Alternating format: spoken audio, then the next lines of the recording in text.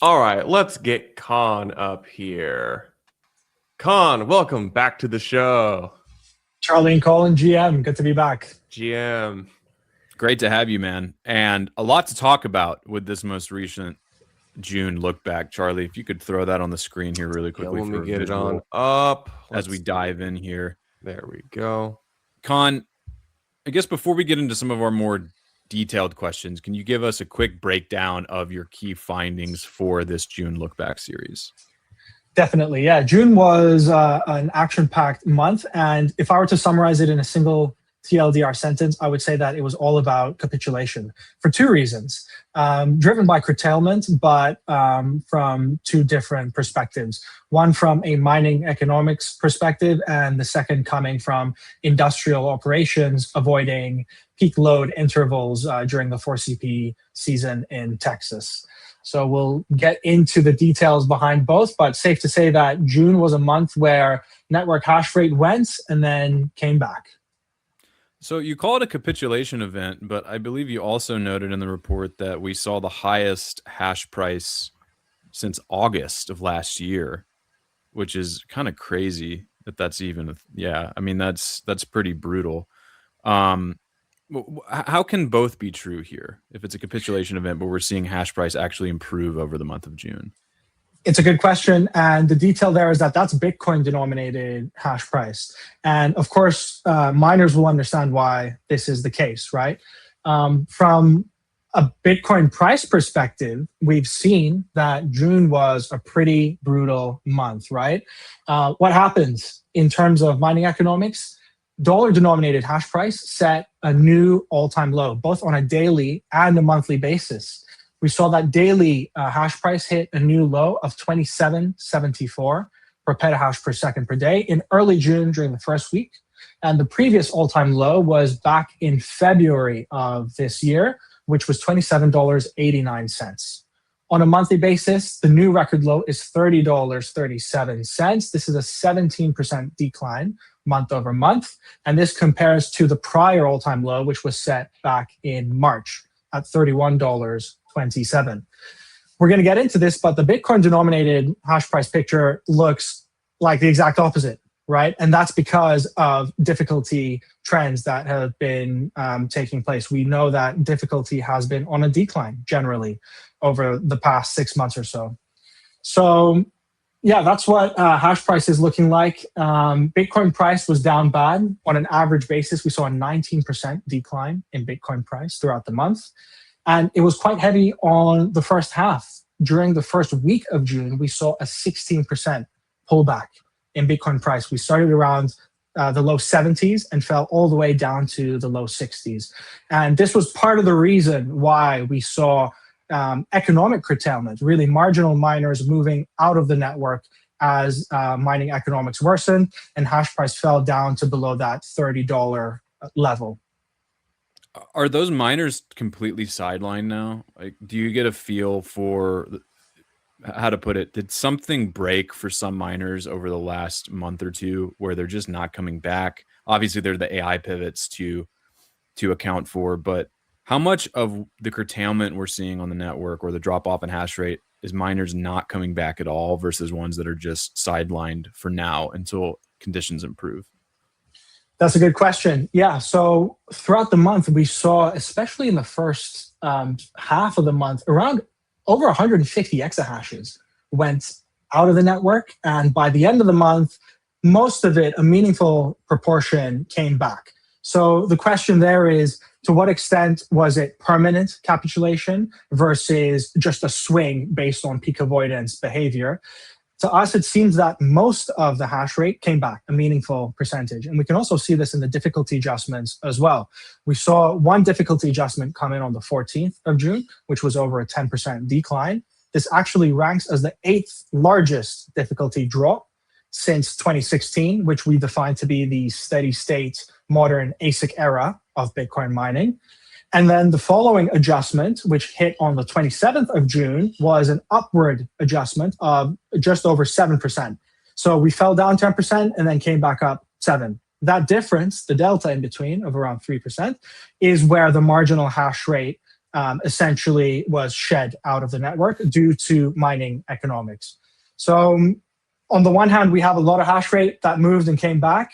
This was mostly driven by industrial operations, avoiding those peak intervals. But then we saw a little bit drop off as well. And that remains to be an open question. How is that marginal hash rate going to move? It all depends on where hash price goes.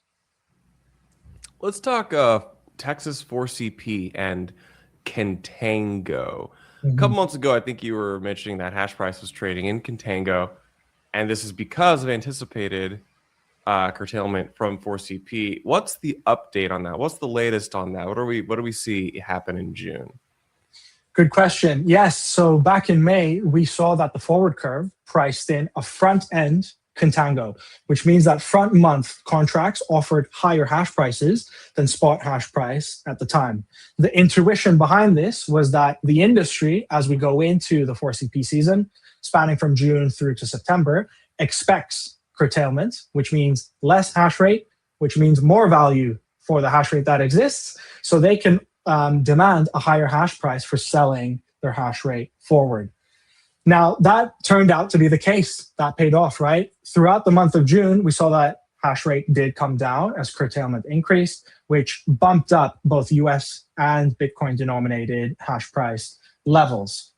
Looking forward, what is the market telling us now? As of the end of June, what we saw is that contracts generally repriced downwards, but kept the same shape, which means that what the forward market is currently expecting to see through to November of 2026 is a bottom in hash rate around the 950, 960 exahash level. If you scroll down, Charlie, to the lower end of the blog post here, we'll see a few tables which shows exactly this. Yeah, keep going down, keep going down.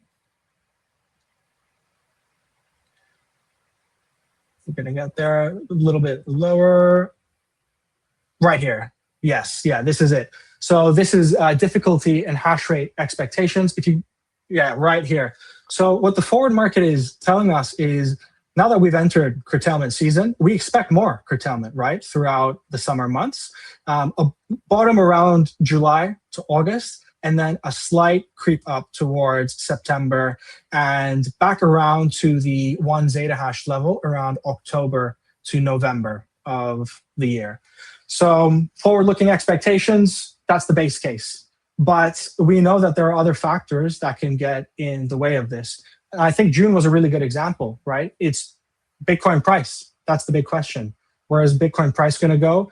Are we going to go lower? Is there going to be a recovery? That, I think, is going to be a major determinant in whether this base case expectation actually turns out to play out. Yeah, I mean, how likely do you think that's going to play out? The forward curve implying we're going to get back to a zeta hash in Q4. You know, color me skeptical personally. I find it hard to see a rebound of that size unless Bitcoin really rips from here. I mean, outside of Bitcoin price, are there any things that you could see getting in the way of this hash rate recovery? Interesting question. I think it's mostly going to be related to Bitcoin price. And when we talk about Bitcoin price, there's a lot of factors that go into it, right? June had a ton of action from macro pressures and other types of macro indicators, which plays into the revenue side of the equation. Back in March, we talked about how oil shocks affect the Bitcoin network as well. And at the time, the thoughts were around, well, costs are going up from a power price perspective, right? That's probably going to affect mining operations. But in reality, the major determinant is on the other side. So if Bitcoin price continues to go down and we see further deterioration in price action, that's really going to cause a rift in this base case expectation. Although this base case expectation is coming from historical behavior. We know that historically, as we move out of the 4CP season, the risk of curtailment decreases, and a lot of pent-up hash rate that's been previously sidelined now gets to come back into the network. So this picture is what we had seen historically, and it makes sense that the forward market is expecting to see it again. But the question is, what sort of factors are going to come in? And it'll be around price action mostly. And another known unknown for me, at least, is the decommissioning of ASICs for AI and HPC, specifically among the public miners. I would imagine that we would continue to see throughout the year a slow degradation of that hash rate, or the share of the hash rate from public miners. But it does remain to be seen how quickly some of these facilities will come online. Also, I think the bulk of the pivots that we've seen from the leaders in this regard, Cypher, TeraWulf, Hut 8, and Iron, they've already really started moving in this direction. So, I don't imagine you would see, let's say, Riot or Mara sign some sort of deal to retrofit one of their sites for a powered shell. Probably would be some time before we see that hash rate come offline. But it's totally up in the air because honestly, a lot of these companies are not publishing clear guidance for how they're going to phase out these Bitcoin mining farms for the AI pivots. So, and Colin, you touched on this aspect, which I think is important to highlight. It's actually counterintuitively a good time to be mining as a Bitcoin mining operator. And why is that? From a Bitcoin denominated hash price perspective, hash price is improving. The past 2 months, April and May, were a month of recovery in terms of Bitcoin denominated hash price. And like you say, the average hash price from a Bitcoin denominated perspective, right now hovering around 48,000 Satoshis per petahash per second per day, has been improving. So it's an opportune time for new entrants and also current incumbents who are maintaining competitive mining operations. You also touched on the fact that the hardware market is seeing a lot of interesting dynamics at play right now. Supply is changing, especially in secondhand markets, as data center companies move towards AI infrastructure pivots. At the same time, hash price all-time lows cause hardware prices to cycle around all-time lows as well. So if you're a miner and you have attractive power costs below 4.5 cents per kilowatt hours, there's still a ton of opportunity to not only enter the space, but also to continue growing and capture more of that fixed size pie that other operators have left as they exited the network. I think maybe one last question I have for you is you've got the different rolling hedge strategies here, kind of backtesting, because this is one of my big questions is like, okay, if you're a miner, hash price has been very volatile. If you've been hedging, what would your performance have been? I've got a couple of the charts on here showing, I don't know, just general commentary on like how miners have hedged over the years and backtesting this.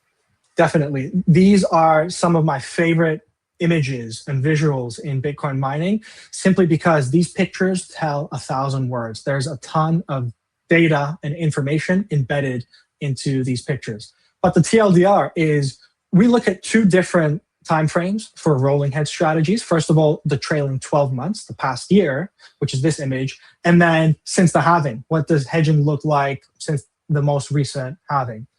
TLDR is over the past year, it's generally made sense to hedge US dollar denominated hash price. And the reason is clear, right? Volatile and uncertain Bitcoin price action.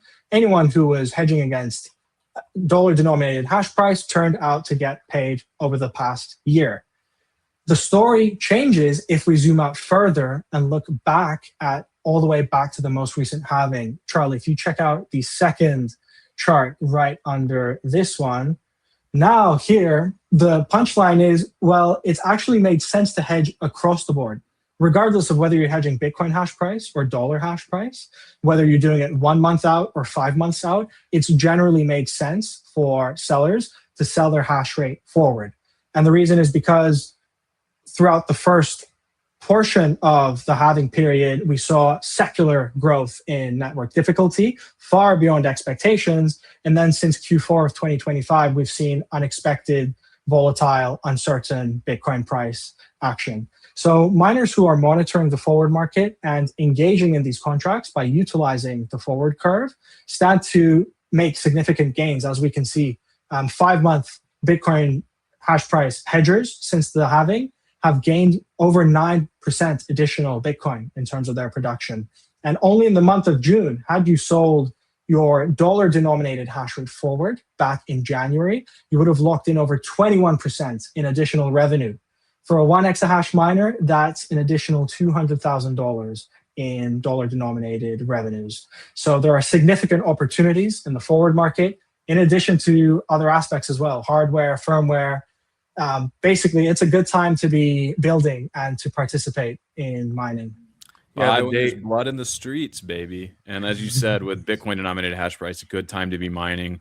Just hoping that Bitcoin price turns around so that we can capture some of those sweet, sweet fiat gains. Khan Farhani, thank you so much for joining, man. Really appreciate it. And we will see you next month with a July look back. Who knows? Maybe we'll see a little more carnage on the difficulty and hash rate front. Get this Bitcoin denominated hash price up even a little bit more. Likewise. Thanks so much, guys. See you next time. Thank you, Khan.